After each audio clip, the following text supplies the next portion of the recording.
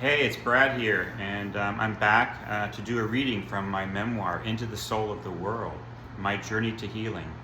And today's reading is from chapter 10, and it's about a story I wrote for the New York Times Magazine about an explorer named Jean Savoy. And I'll start here. In 1999, I landed a feature story for the New York Times that sent me to Hawaii to interview Jean Savoy, a self-described old-school explorer who rediscovered major archaeological sites and abandoned cities in South America. Savoy was thought to be the inspiration for the Indiana Jones character, and he was more controversial. My visits with him were fascinating, strange, and often sad. He was a heavy drinker and a raconteur. He was an original.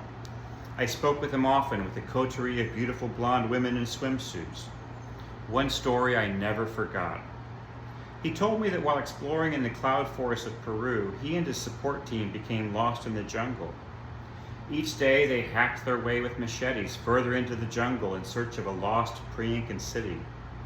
Each day the jungle seemed to grow back, covering up their route, back out to civilization.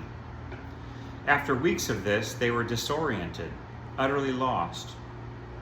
One morning, while Savoy was in his tent looking at maps, he heard a sound like a bell ring out, and as he told it, his ears perked up.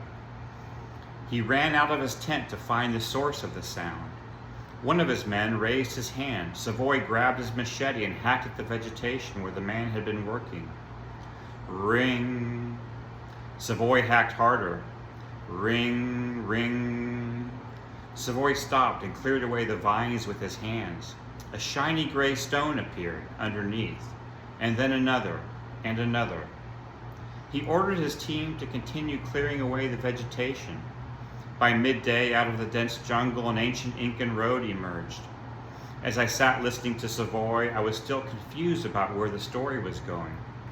Okay, I thought, so they found an ancient road, but they are still miles from civilization.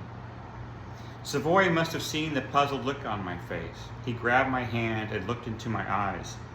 Mr. Bradley, a road, don't you get it? But it was still in the middle of nowhere. Mr. Bradley, a road goes someplace.